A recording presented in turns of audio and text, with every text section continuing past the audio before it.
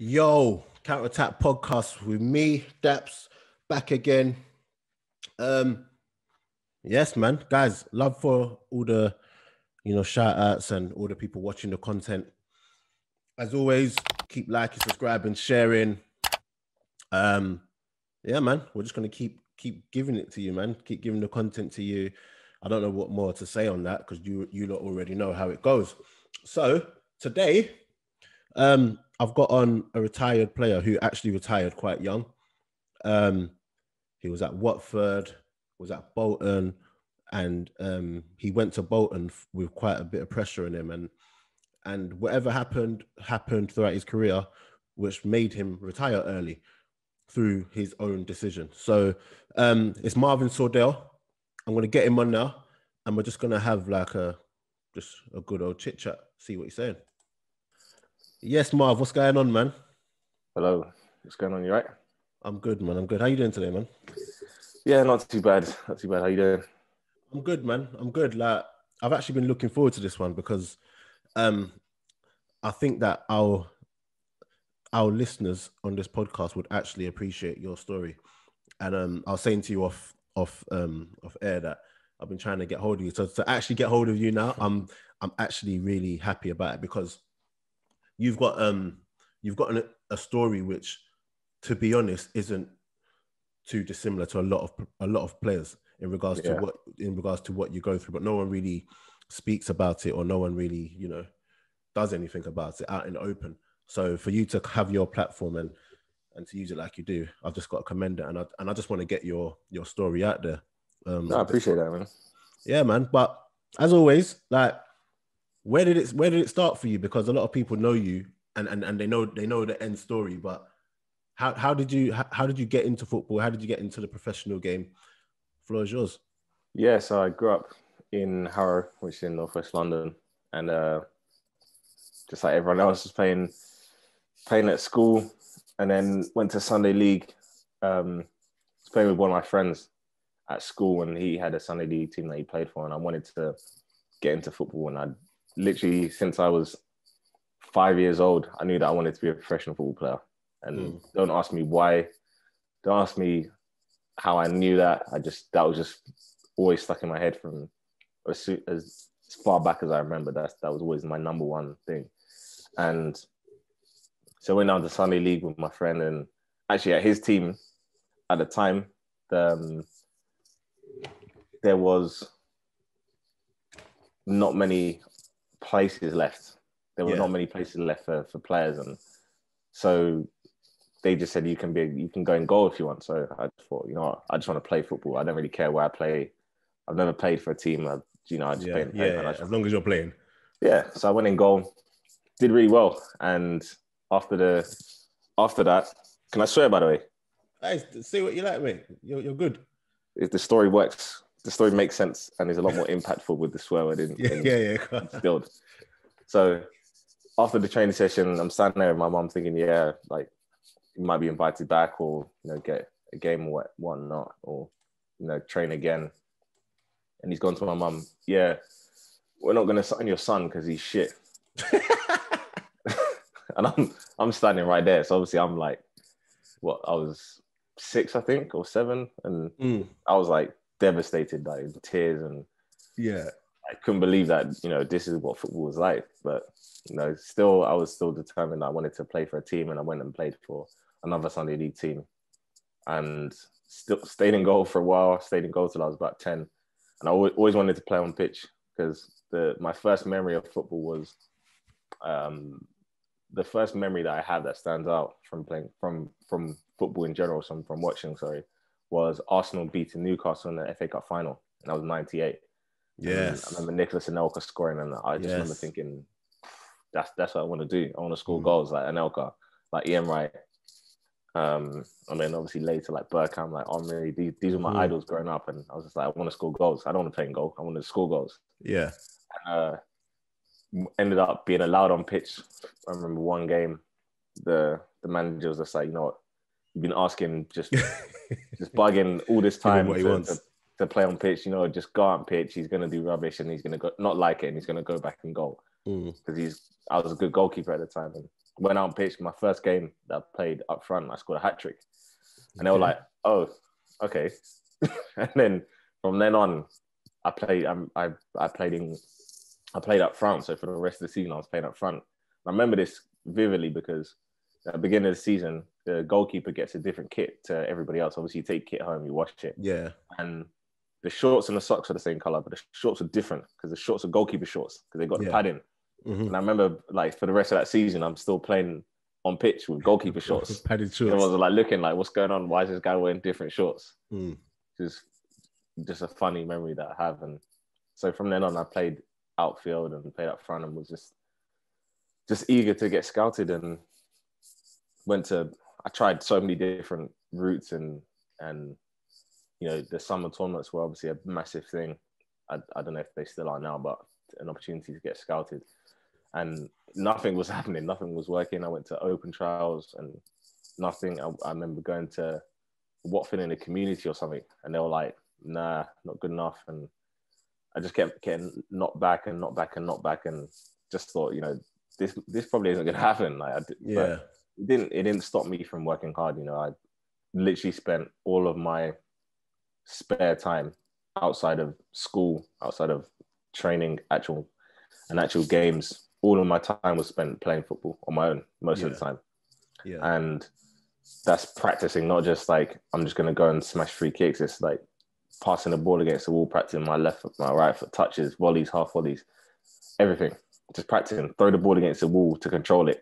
See, the thing is, when you're saying these things, I know exactly what you're talking about. Yeah. Like, and you could just be there by yourself for hours, just practicing. Yeah. Do you think they still do that now? I don't know. I can't imagine. I don't really see kids playing football like I would have been playing football, but maybe that's because where I live. I don't know. Yeah. I grew up on an estate where I'm kicking the ball against signs and kicking the ball against the walls. Yeah. And I don't live on an estate now. I live on a road.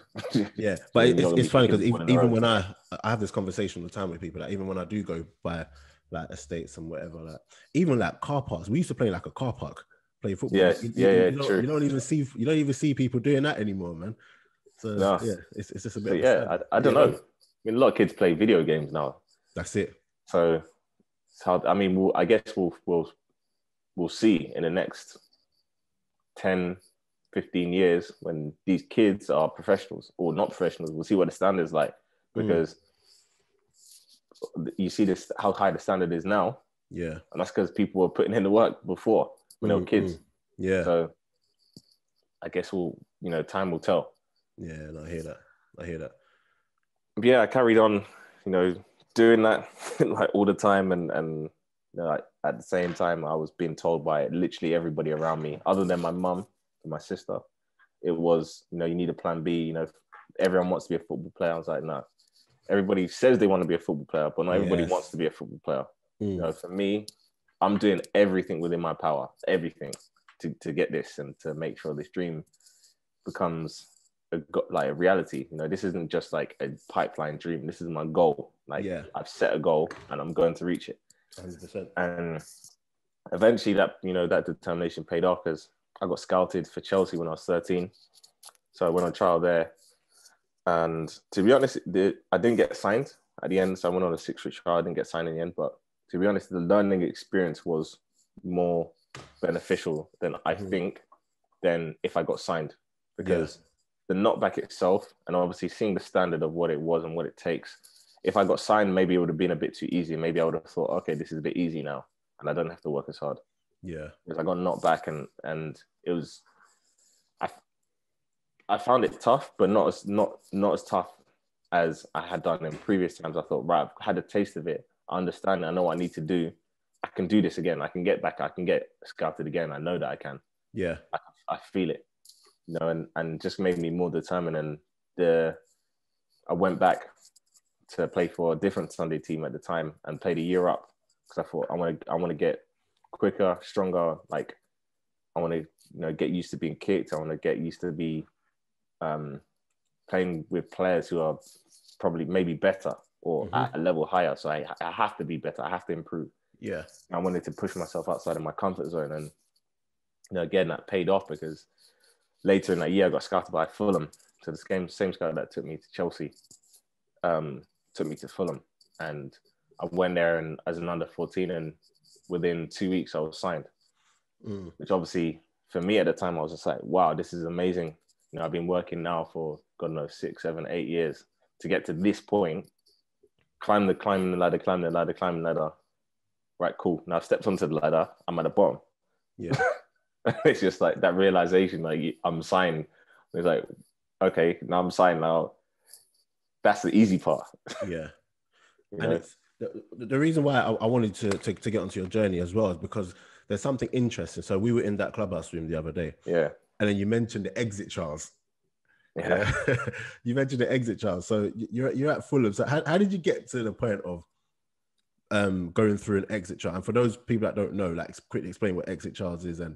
And when you played in that game, was your mentality one that was like, I know it's exit Charles, but I'm still gonna get something from this? Or was it like a thing of I've got nothing else to do, basically?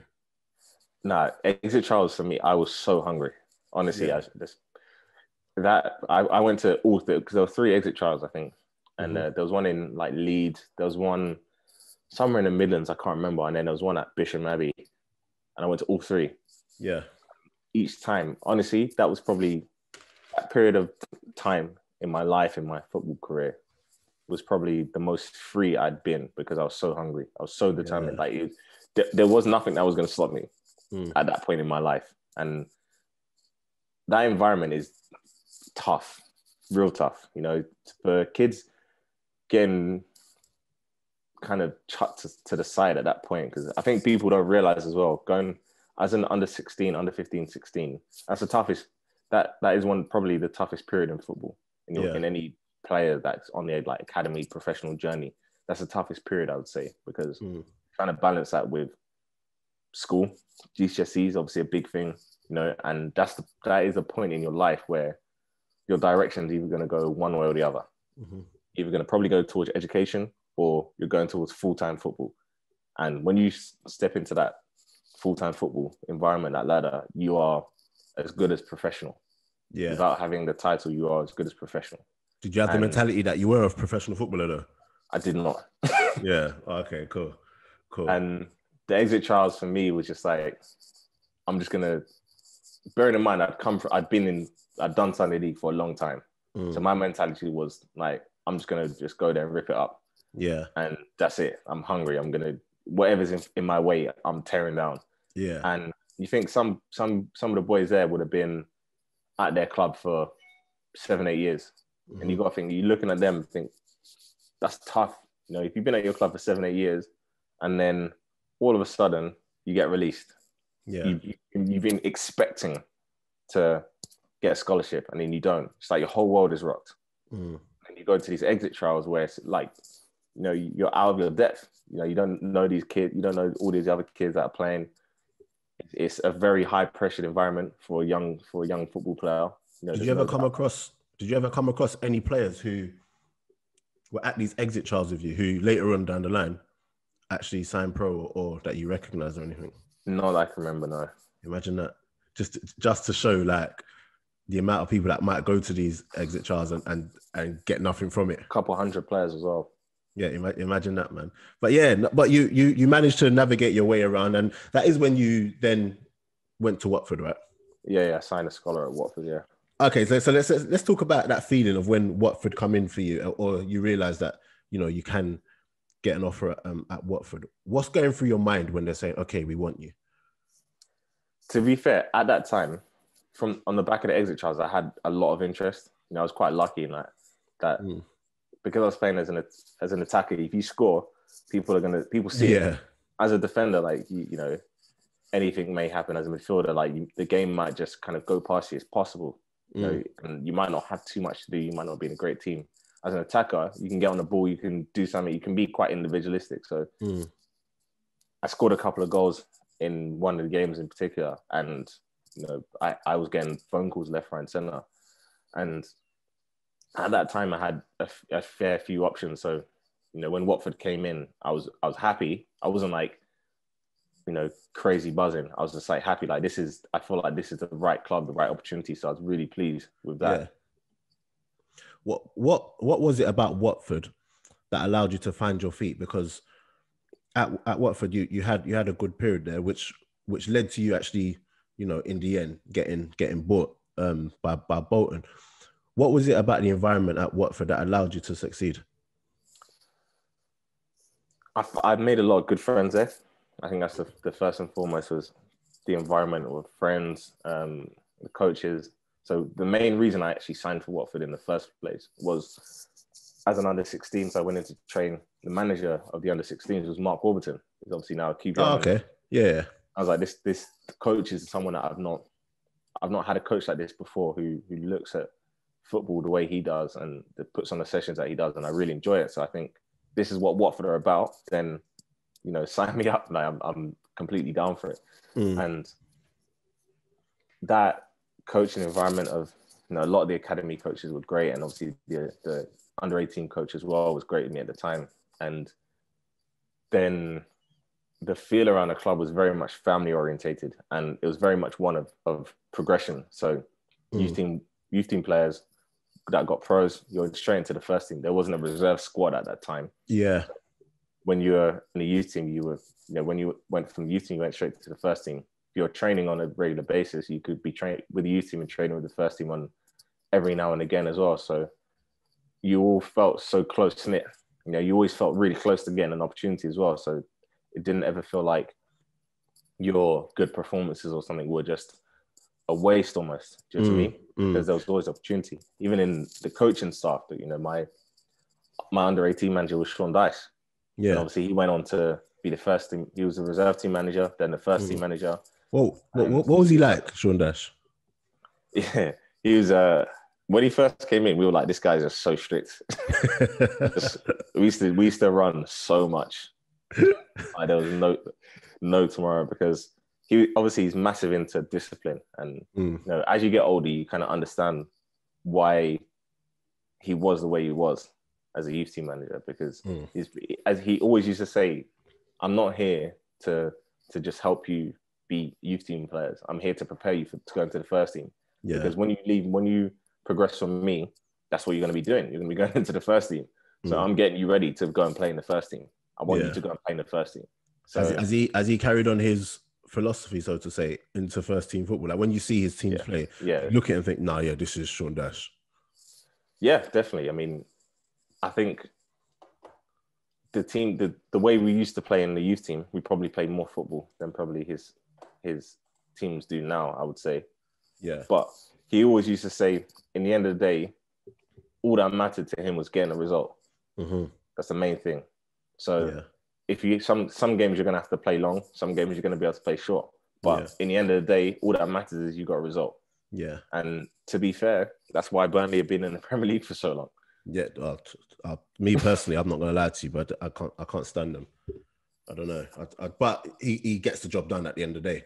He gets the job done. That's like, in the end of the day, that's his job. He gets the job done. But I'm one of them real football purists. Nah, I'm a football purist as well. Yeah. So when I see man like Chris Wood, Chris Wood and them, man, just heading up, and I just can't take it. But anyway, that's like you said, it works, and he gets the result. So back to you at Watford now, because I'm getting to the juicy bits of all of this. So you go to Bolton now. Bolton come in for you. At what point did you realize, hold on, like these Prem clubs are looking at me?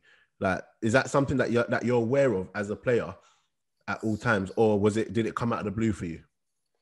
So there actually, before the transfer window that year, there were a couple of bits and bobs. I mean, it was more so from top end Championship. So at the time, West Ham were one of the clubs that were interested in signing me, and I know they were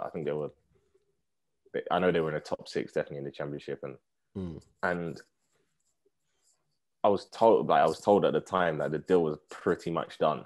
So I'd had in my head before the window opened that I was actually going to be going to West Ham. Okay. And then that didn't end up happening, kind of fell through. And then as the window progressed, it was quite quiet. So I didn't know anything was going to happen. And then obviously on deadline day, first Cardiff came in, who were in the Championship at the time. and then Bolton came in pretty much at the last minute. And you know, for me, obviously playing in the Premier League it's what every kid dreams of. You know, everyone that plays football, everyone that aspires to be a professional football player wants to play in the Premier League. And that opportunity, you know, you can't pass up really.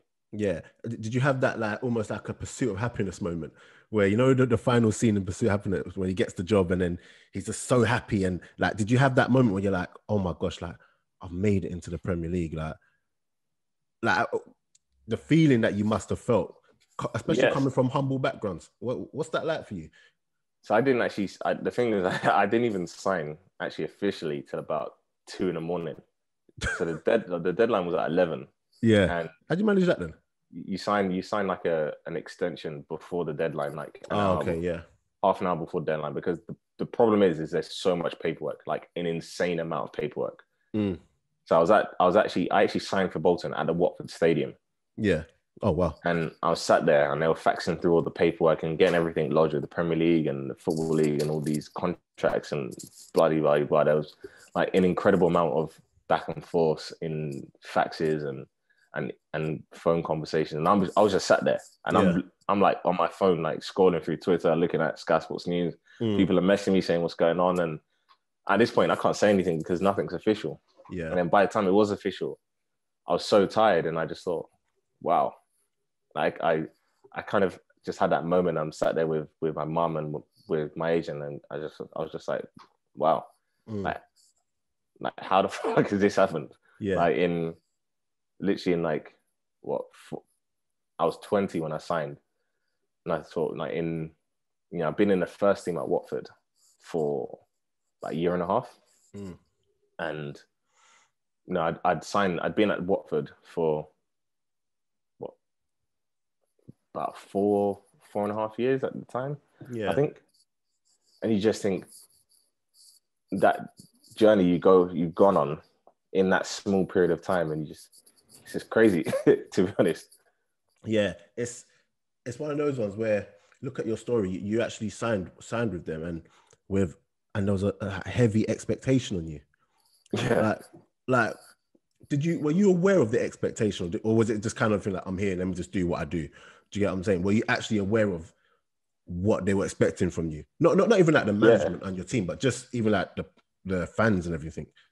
I mean, not really from the fans, but from the management side of things, yeah. Because you know, the first conversation I had with the manager when I actually met him. So I didn't actually meet him until the day after I'd signed. You know, I spoke to him on the phone for 2 minutes when I was actually signing, and then the day after I went up and actually met him, and one of the first things he said to me is, "We want you to do for this club what Daniel Sturridge just did."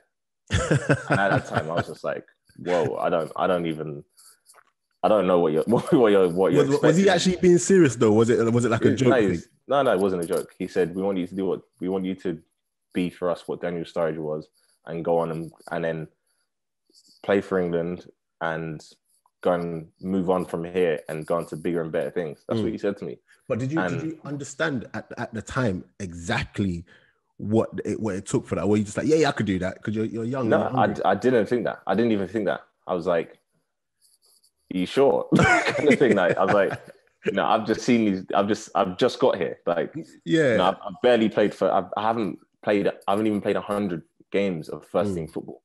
Yeah, and this is your expectation of me now." Like, he was like, "Yeah, you know." He was expecting me to keep the club up. Yeah, but the thing is, relegation. How many players are actually out here getting moves and everything, and managers are asking things of them like this when you're young, and like it's you don't know what conversations have been happened.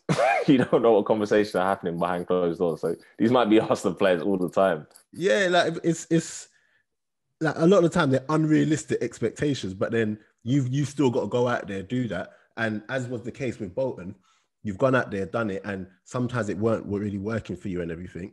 So when you see these things happening on TV to people like you, like they don't actually know what's actually going on behind closed doors. Like, how are you coping with that pressure?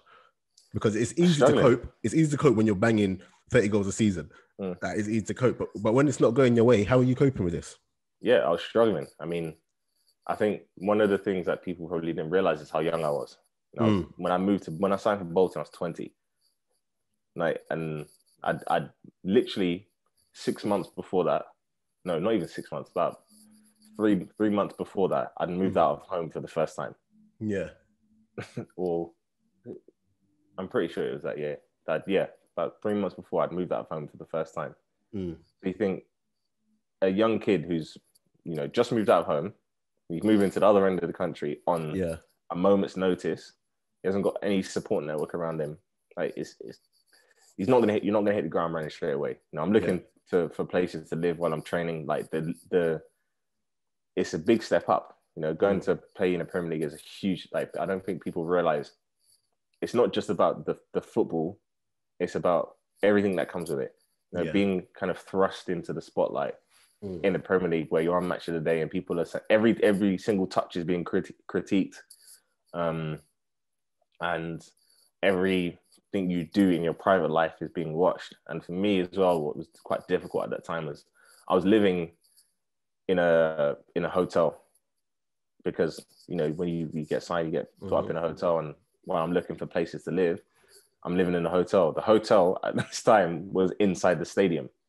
Oh, so you can't even get away. You're just literally... So there is no getting away, And every now and again I'd go to the retail park, which is around the corner from the stadium, because I thought I don't want to sit in my room having a hotel food every single day. So I want to get out. So I go to the retail park, I go to Nando's, and I walk in and people are just staring at me, taking pictures on the sly, and I just think, I really don't like this. It's uncomfortable. I'm a kid as well. Like, I think people misinterpret age when somebody is maybe in the limelight or under the spotlight, or someone that you see on television. They think, they're not young. 21 is very young. 21 is very, very young. But like you said, we get these things confused when we see them on TV in the limelight and everything. And so someone might have made it there, in football, in the grand scheme of football, but in the grand scheme of life, they're actually still very young, having to grow up and having to make mistakes in the public eye and everything. So I fully hear that. So at what point at Bolton was it a thing where you noticed? Obviously you didn't always enjoy your time at Bolton, but was there a time where you noticed, like, I'm actually not even enjoying football, or was that later on down the line? It was probably, it wasn't that season, because I was still enjoying football. I wasn't playing. I had an injury as well. So one of the things that actually made that move initially just as difficult was the fact that I played in a under 23s game about a week after I signed, and I got ball hit me in the face, and it scratched my retina in my eye. Ooh. And I went to the hospital because I couldn't see. I couldn't, like, literally straight away, I couldn't see my right. I can't remember which eye it was. I couldn't see for about a week. And straight away, the next day I went to the hospital, and they seen it, sort of said I had a scratched retina, and they said I couldn't do any exercise for, I can't remember how, maybe in a week, maybe in 2 weeks. I can't do any exercise at all. No gym, nothing, because the pressure, if I get any pressure build up, obviously, because when you exercise, you sweat, and the pressure gets in your head and eyes or whatever. And I had risk of going blind. So I was like, great. And so I had more time. I went back home and I had more time away from the club. And obviously at that point, fans are probably thinking, what's going on? Why is this guy not playing? Why is he not involved? What's going, like, we've just signed this guy for X, Y, Z. Yeah. And he's just non-existent. And then obviously I get back and that's still the case. And I didn't get many opportunities. But at the same time, I was still enjoying training. I was still enjoying playing football. But those opportunities didn't come. It's probably later down the line of that same year, but in the next season, where I was just started to not really enjoy it. Yeah. And was there any way back from it at this point? Was it more of a thing where you were just disconnected from the game, or was it just one of those things where the actual football wasn't going right? Like, what do you think it was? I mean, all of these things combined to make football not go right anyway. But I wasn't enjoying training. I wasn't enjoying where I was living. I wasn't enjoying, like, the the dressing room and the people that I was really spending time with. And at home, I was spending a lot of time on my own. And so I wasn't, there was just so many things and so many factors that played a part in me just not enjoying life in general, really, at that period of time, because it just, yeah, it was just kind of like eating away, really. But even while this is going on, like, you obviously still play. Yeah.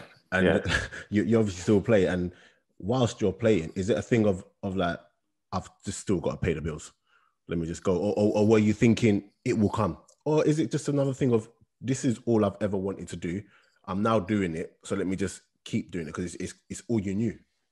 Yeah, pretty much that. And you kind of get into a situation where you just think, I haven't really got a choice. I just have to, this is just what people expected me to just get up and go. And you just feel like you become a robot in that sense, where it's just, okay, I'm going to wake up, I'm going to have a shower, I'm going to get ready, I'm going to go to football, I'm going to come home, I'm going to sit there. And then just one day rolls into 2, rolls into 5, rolls into 2 weeks, 4 weeks.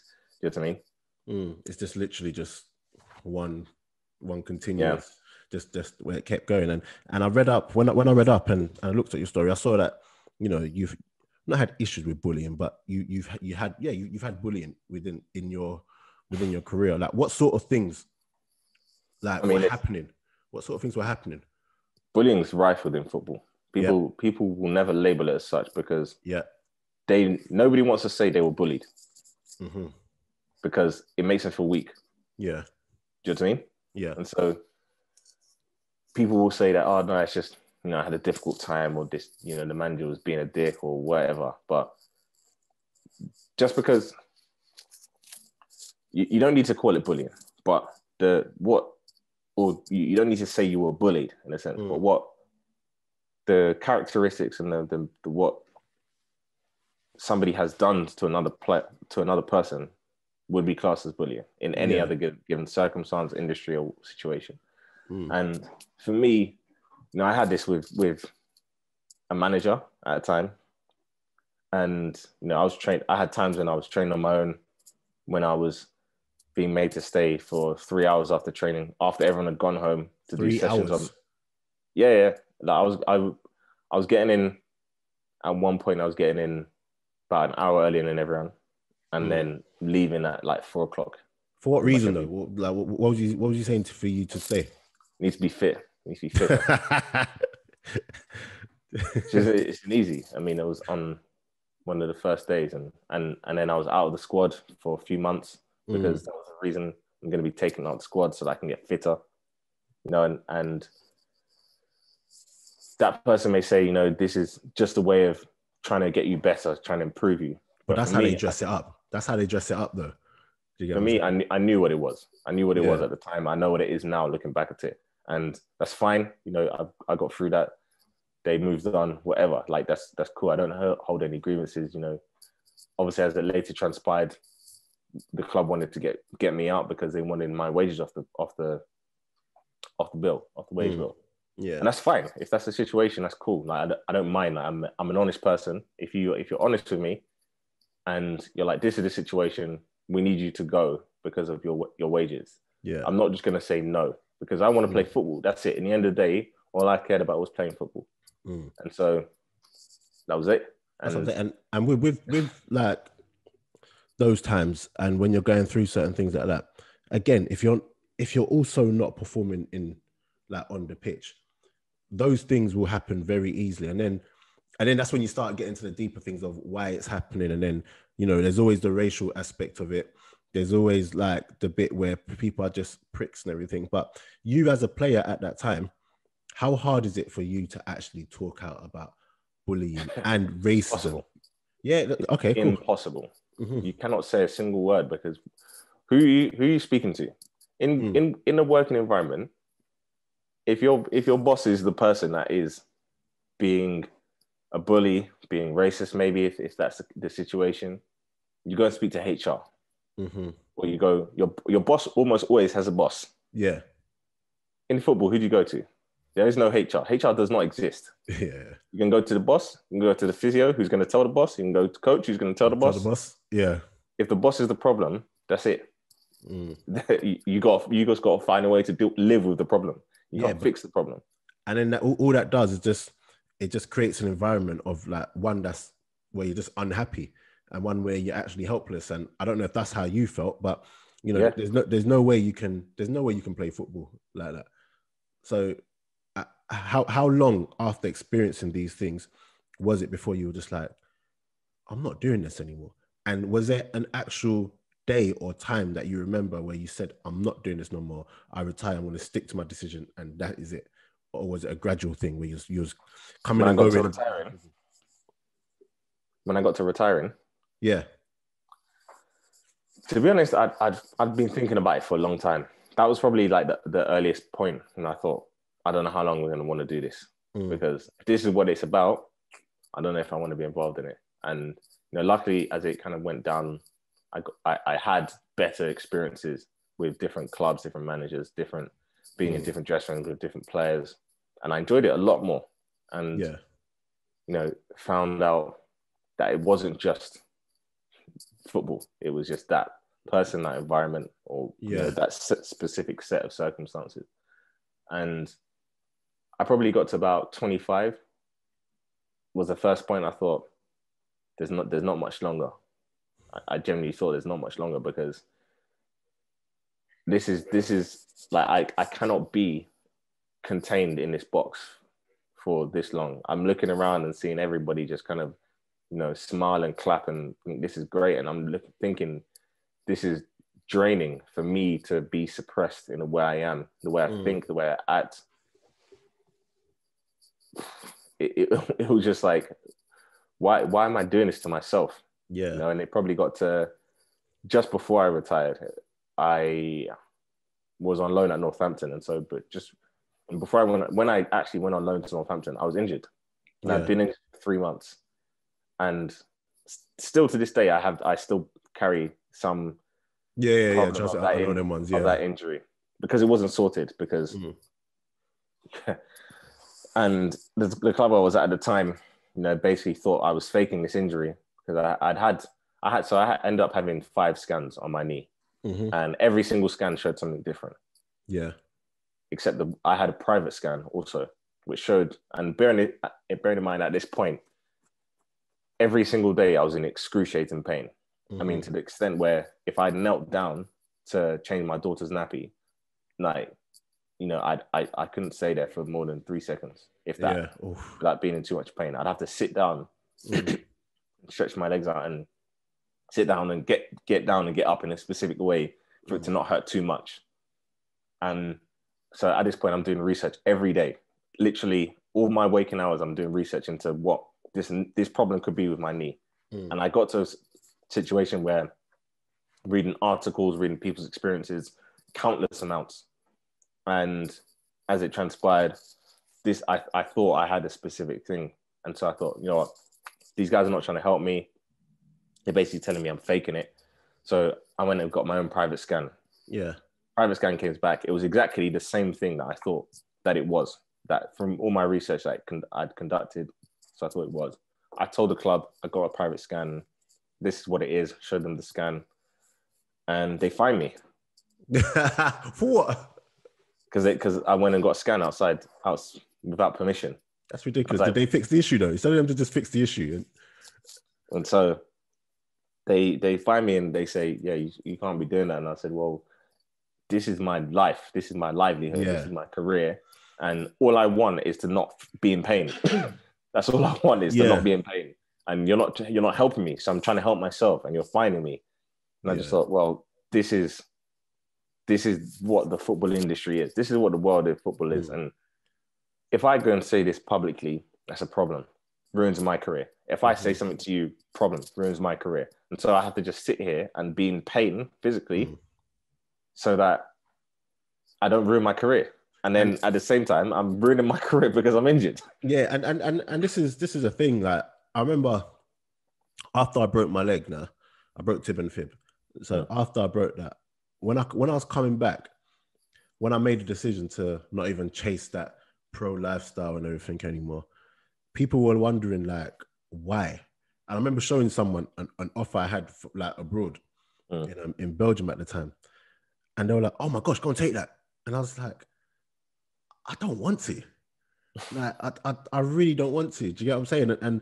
And when I was explaining to them, I was saying, you know, when you chase the dream for so long, you chase the dream and then it's like, yes, I'm in it. But then once you're in it, it's not cracked up. It's not cracked out to be what you thought it would be.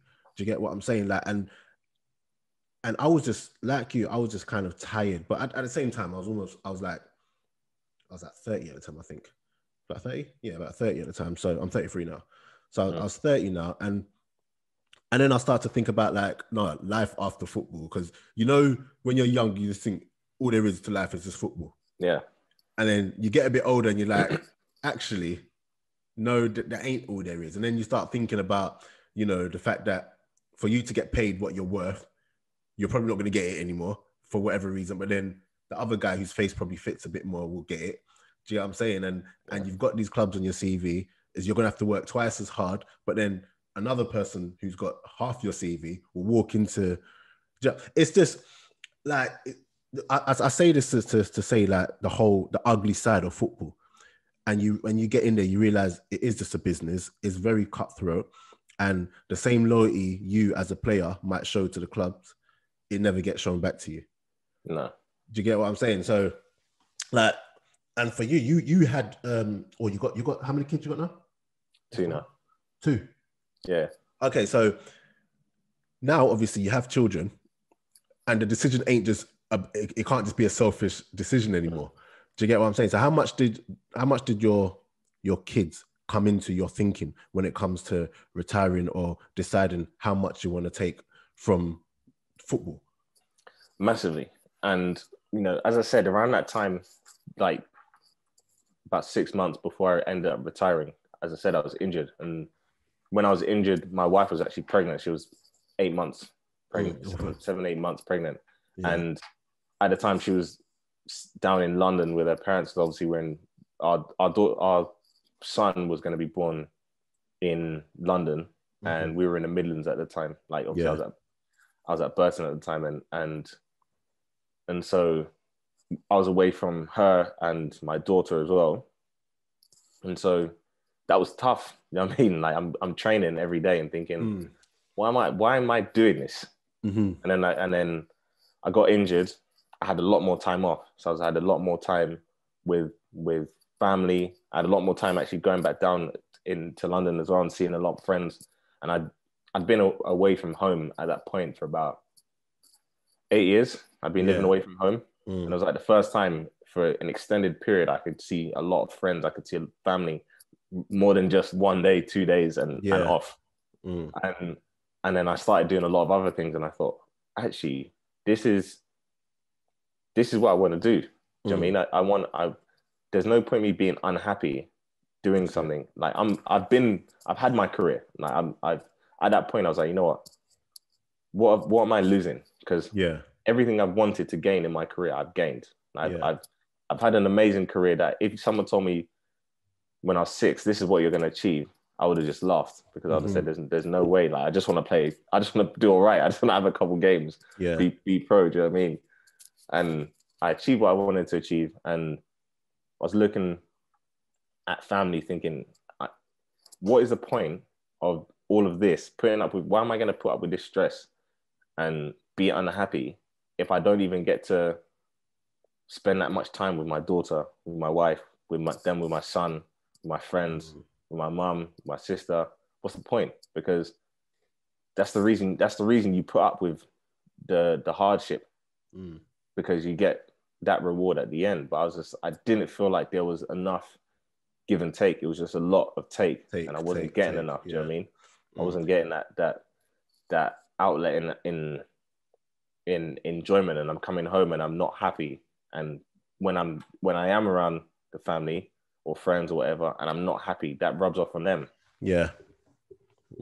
No, I fully understand that, and that must just take its toll on, like, mentally. Like, your mental health, like, must have suffered. Yeah. I mean, that's something I've spoken about a lot, you know, and it's something that probably almost every football player goes through, and they may not even realize it or label it as, mental health. They Mental just health. think, I was just struggling a bit, or it was a tough period of time or tough period in my career. And they don't realize like how we learn to cope with things in football is to normally just shut them off and just close them away, just push them away, run from them, or just get our head down and just work.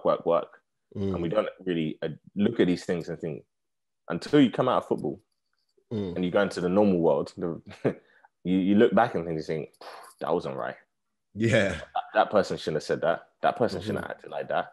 I shouldn't have just let the person speak to me like that. You just look at all these situations, all these things that happen, and you think, that was a dark time.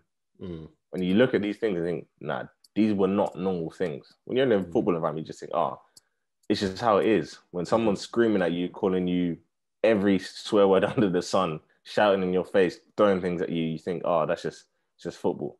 Yeah. That's not life. That's not how life should be. If that happened in your office, in your normal 9-to-5 office job, someone's it's a big problem.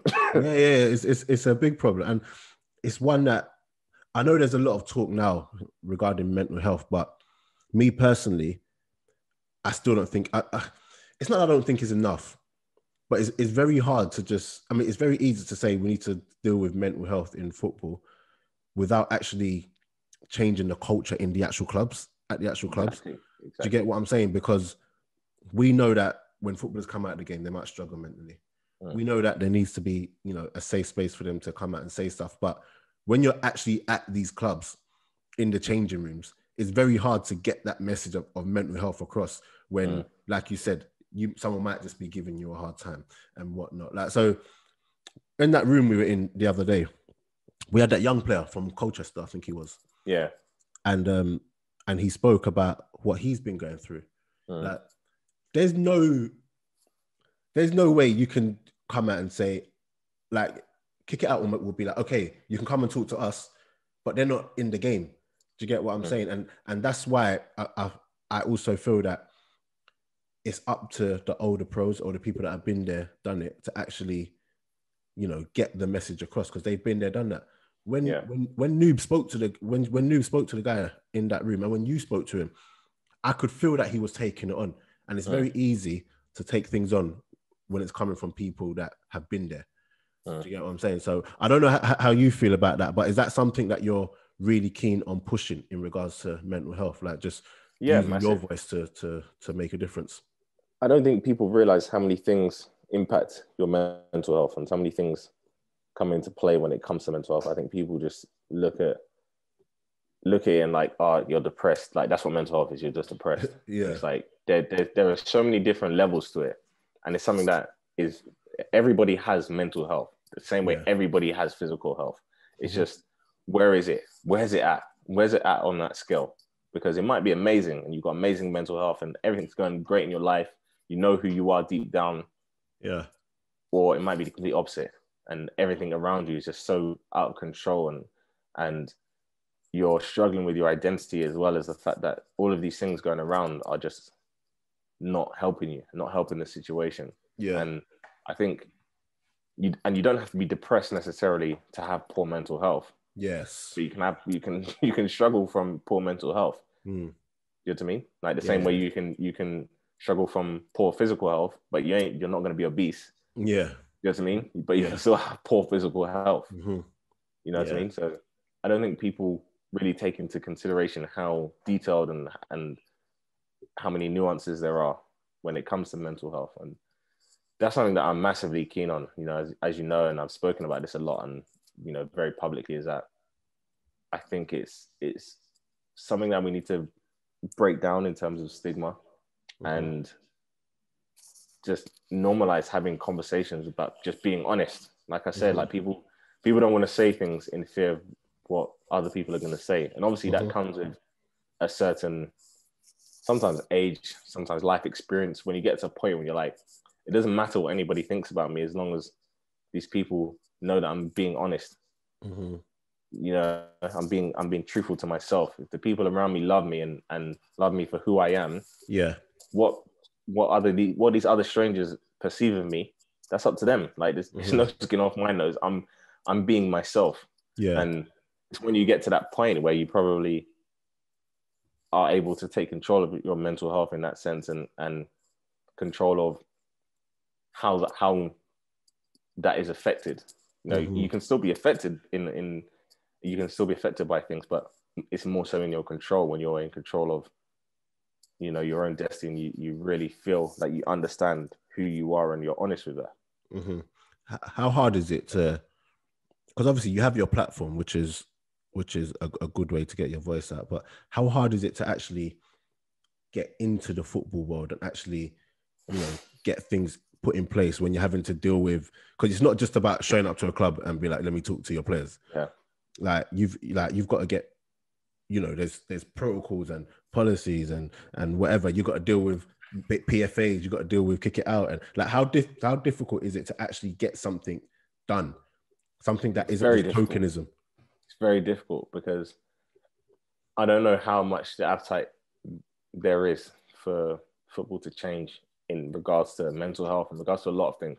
And it isn't just about having a conversation or doing one thing. It's about changing the landscape of an entire industry. Yeah. You know, mental health as well is something that is affected by, as I said, there are so many nuances that come into play, and mental health is affected by the club, the structures within the club, coaches, managers, you know, physios, even fans come into play, media comes into play, social media comes into play, family, friends come into play. Yeah. And when it comes to football, all of those things have to change for us to have an environment which is just about playing football. You know what I mean? Yeah. But it feels like it feels like one is growing and the other is also growing. But for football as an industry is just getting so big, and the discussions around mental health is growing as well. But for all we're going to end up doing is just being in the same place, because both are growing at the same rate. And for mental health to be really taken seriously, it needs to grow quicker, or it needs to be stronger than the growth of what football is, and kind of that all of the negative connotations around the football industry when it comes to, you know, performances and fans, media, players, even coaches, managers, and the conversation, the language that we use. All of these things have massive effects. But as I said, like that's changing the whole landscape of the entire industry. And like you said, how much do they actually really want to do that? Exactly. Because as long as football is bringing in the money it brings in and whatever, like the people at the top are doing their job. So the actual welfare of the people within that, you know, how much of it do they actually want to change and influence? Remains it's like any other industry. Yeah. So thank you for that. But since you've been out of football, how's it been for you? Amazing, to be honest. You know, when I retired, I didn't really know how things were going to go. You know, it's a bit daunting because you don't get any advice, you don't get any support. Nobody really even has time for you to have conversations. So not even the PFA? No. So yeah, I mean, you just you're just left to your own devices, and you just got to figure it out. And, you know, I'm quite lucky that I'm a very proactive person, and I don't really mind setbacks, probably because I'm just so used to having setbacks and I'm used to getting knocked back. So if it takes me 50 conversations to get one step forward, then I'm going to have 50 conversations. I get knocked back 49 times, but still I've moved one place forward. I don't see knockbacks as a problem. Do you know what I mean? And as I said, I'm quite fortunate. That's kind of been ingrained in me over time. And, you know, that's allowed me to do so many other things, because I don't worry or see failure.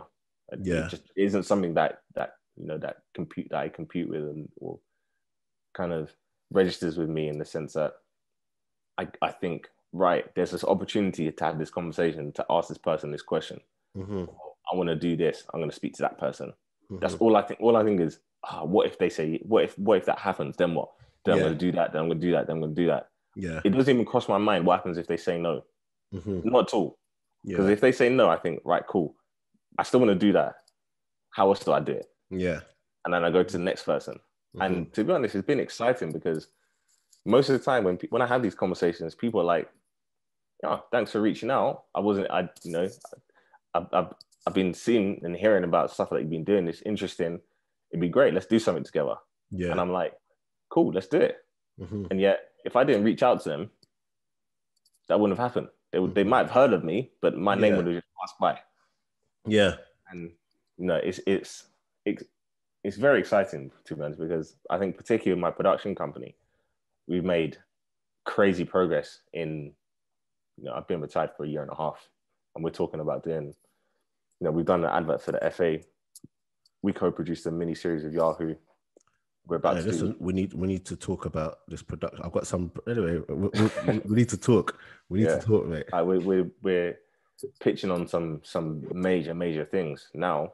And like, I'm kind of navigating a world that I didn't even know it really existed before, and having these conversations with like head of content and all these major platforms and broadcasters and brands. And it's exciting, to be honest, because I think one thing that differs so much from my day-to-day as a football player is that every day is completely different. Every day can just bring something completely new. And that's one of the reasons why I like LinkedIn, because I see someone's name, you never know who's going to add you one day. Do you know what I mean? You might write something in a post and, loads of people engage with it, and you've got connection requests. You see a connection request, Coca-Cola, and you're like, oh shit. Like today could be a good day. Do you know what I mean? Like all of these different brands, whoever, and every day is just so exciting. Do you think it's easier though, like making those connections because you were a footballer? Of course, like without a shadow of a doubt. Like if I wasn't a football player, like who am I? Do you know what I mean? Even the fact I was a football player, I had a relatively good career, but I'm not like Wayne Rooney. People, it's not like I want to do this, so I'm just going to do it.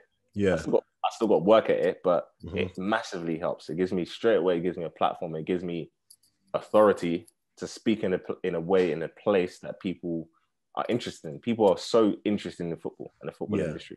And that was my life. So I know that. I know the industry inside out. That's pretty much all I know. And I'm going into these conversations, speaking to these people who are been doing their job for 10, 15, 20 years, specialists and complete experts. And I'm saying, actually, that's not how that works. Yeah. Because I know from this perspective in the football industry, this is how it works in football, because I can only speak from my perspective of what I know. And now a lot of these conversations feel like a level playing field, because they want to tap into an industry that I know. And obviously I want to work with them in an industry that they know. So they're bringing their expertise and I'm bringing my expertise. That's one thing that football players probably on the whole don't realize that they have. You forget that you got 10 years, 15 years experience in an industry. Doesn't matter what the industry is, doesn't matter what role you're in. If you understand that industry inside out, that is invaluable. Bearing in mind, football is one of the biggest industries in the world. And so there's plenty of roles for you. I someone the other day, I was like, why is it that someone at, say, for example, Coca-Cola gets paid 7 figures to figure out a problem that a football player could probably figure out in 2 minutes? When it comes to advertising, when it comes to understanding fans, understanding players, understanding, even sponsoring in a game, every player has probably watched 1,000 games in their career. They'll know they'll know who watches what at what time. When do people switch off from TV on adverts at this time because they've watched it 1,000 times? When do people talk? What do people look at? But you know what? A lot of players don't even know that these options are available to them. They don't. So they come out of football and suddenly they're looking left and looking right, trying to figure out what's what. I went university and I got an accounting degree. So when I finished playing football, I went to do accounting. So that's easy for me, but a lot of players might not have that option, and they don't know what to do. So that's definitely something that you should maybe spread more awareness. I mean, I started a platform called Transition FC, and that's something that I'm developing the website and developing an app as basically a learning and connection and networking platform to help players basically just go from I have no idea what I want to do to this is my path, and I'm going to go down this path, and I know exactly what I'm going to do to get there. Yeah. You know, I think that's the biggest thing, is that there's a lot of things out there at the moment for players that can say, that have an idea of what they want to do. And it's like, right, cool, you get this degree, then you do that. But what most players have no idea what they want to do or what they can do. At all. Yeah. None at all. But no, thank you very much for this, man, Marv, man. And no worries at all. It's been a good chat. I'm definitely gonna catch up with you regarding other things. But guys at home, hope you like this again. Just, you know what we do, normal conversation, man. And yeah, feel free to get in touch with Marv if you do. You know, feel free to get in touch with me as always. Follow up all the Instas, Twitters, and all of that. I'm gonna put all of Marvin's handles in the bio. So as always, like, subscribe, share, all of that good stuff, and we are out.